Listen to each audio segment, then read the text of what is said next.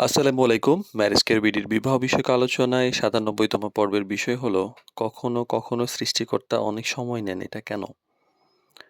তো আমাদের জীবনে অনেক গুরুত্বপূর্ণ বিষয়, বিশেষ করে বিয়ের ক্ষেত্রে অনেকেই মনে করেন সবকিছুই একদম ঠিক আছে, তারপরে কেন দেরি হচ্ছে? প্রশ্নটা স্বাভাবিক। আ কিন্তু ইসলামের দৃষ্টিতে দেরি মানেই যে খারাপ তা নয়, বরং এর পিছনে কিছু হিকমা বা প্রজ্ঞা থাকে। তো আল্লাহ আসলে কখনো আমাদেরকে পরীক্ষা নেন বা বিভিন্ন সিচুয়েশন এ করেন এবং উনার একটা প্ল্যান থাকে। সেই প্ল্যান আমরা বুঝি না। তো এই কারণে কখনো কিছু সিচুয়েশন আমাদের কাছে মনে হয় একদম সবকিছু পারফেক্টলি ঠিক আছে, তারপরেও কেন দেরি হচ্ছে? তখন আমরা হতাশ হয়ে যাই। তো এই ব্যাপারে আমরা কিছু কথা বলার চেষ্টা করছি। যদিও আমি আলেম ওরকম মানুষ না। তারপরেও যতটুকু জানি আপনার সঙ্গে শেয়ার করার চেষ্টা করছি।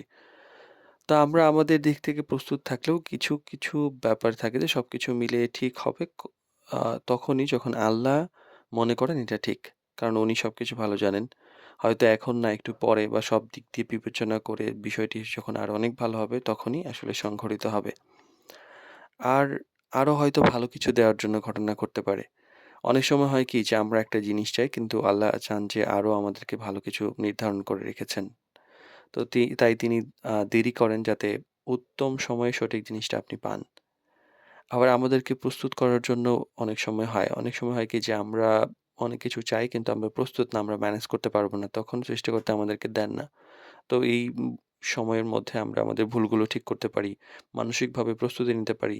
দিনের পথে মনোযোগ দিতে পারি। এসব হচ্ছে ভালো সুযোগ পাওয়া।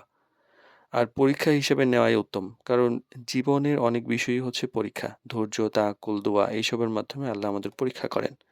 তো এই সবগুলোতেই আ প্রকৃত মানসিকতা যা আছে সেটা বোঝা যায়।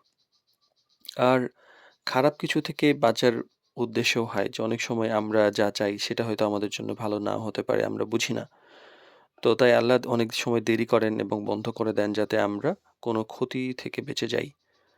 তো আল্লাহর দেরি মানে অবহেলা নয়, এটা একটি পরিকল্পনা। তিনি জানেন কখন, কিভাবে, কার সাথে কোনটা ভালো যায়। তো আমাদের কাজ হলো চেষ্টা করা, দোয়া করা, ধৈর্য না হারিয়ে ফেলা। তো আল্লাহ উনার সময় এবং প্ল্যান অনুযায়ী কখনোই দিতে ভুল করেন না।